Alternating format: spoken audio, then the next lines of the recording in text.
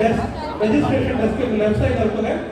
அதில் போய் கேட்கலாம். நீங்கள் ஆப்வியஸ்லி நீங்கள் குழுவில் வாட்ஸ்அப் குழுவில் வந்து நம்ம ரிலீஸ் பண்ணியிருக்கோம்.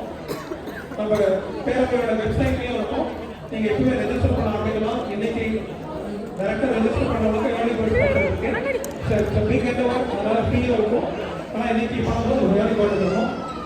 அதில் உள்ளோட்டமாக இப்போ பார்த்துடலாமா? அளவுகள் எவ்வளோ வெளியாக இருக்குன்னு பார்த்துடலாம். ஏன்னா நான் 4 நாள் 20 நாள் வந்து வாங்க இன்சூரன்ஸ் காசே ஆகுது. அது அப்புறம் போவோம். என்னை துன்புறுத்தார்.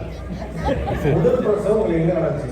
என்ன இங்க அம்மா தானா? அம்மா மாமியார் 2 பேரும். பிரசவத்தின் போது அம்மா இருக்கிற டிபேட் ஆகுது. பிரசவத்தின் போது அம்மா அருகாமையில் இருப்பது எப்போதும் பாதுகாப்பாக உணர முடியும். சரியாக டேட் செய்து சரியா கவனிச்சிட்டேன். இன்னைக்கு மத்தியெல்லாம் நீ வாழணும். இன்னைக்கு இந்தியாவில் வந்து அந்த காலத்துல என்ன மாடல்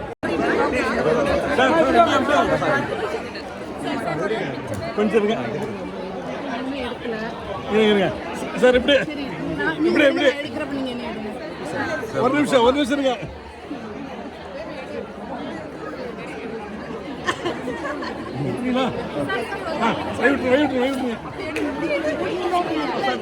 பிரபா எந்த பக்கம் பேசுறாலோ அதை விட்டுட்டு நான் அடுத்த பக்கம் டிஃபால்ட்டா செலக்ட் பண்ணிட்டேன். நீங்க கல்யாணம் அரேஞ்ச் மேரேஜா லவ் மேரேஜா? எங்களுக்கு அரேஞ்ச் மேரேஜ். அவங்களுக்குள்ள செலக்ட் பண்ணாலும் நீங்க அவரை செலக்ட் பண்ணீங்களா? 2 பேரும் தான். அது எப்படி பொண்ணு பிடிச்சிருக்குன்னு சொல்லணும் இல்ல மாப்பிள்ளை பிடிச்சிருக்குன்னு சொல்லணும்? ஏதோ உங்களை ஃபர்ஸ்ட் யார் சொன்னானே? 2 பேரும் தான் ஒரே டைம்ல டிசைட் பண்ணோம். 30 நிமிடம் நேரா ஃபர்ஸ்ட் பொண்ணு பார்க்க வந்தப்ப பொண்ணு கேட்டிருப்பாங்க. பையன் பொண்ணு அவருக்கு எனக்கு பிடிச்சி போச்சுருக்கு. சில பேருக்கு வந்து பொண்ணு சொல்றதுக்குனாலே பொண்ணு போட்டோ பார்த்தா எனக்கு பிடிச்சி போச்சுன்னு இருக்கும். அப்படி யாருக்கு ஃபர்ஸ்ட் செலக்ட் பண்ணதுன்னு உங்களை அவர் ஃபர்ஸ்ட் செலக்ட் பண்ணாலும் நீங்க அவரை செலக்ட் பண்ணீங்களான்னு?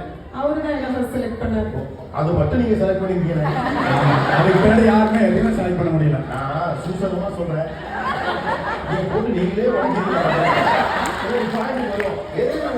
சவால். சோ இங்க வந்து எங்களுக்கு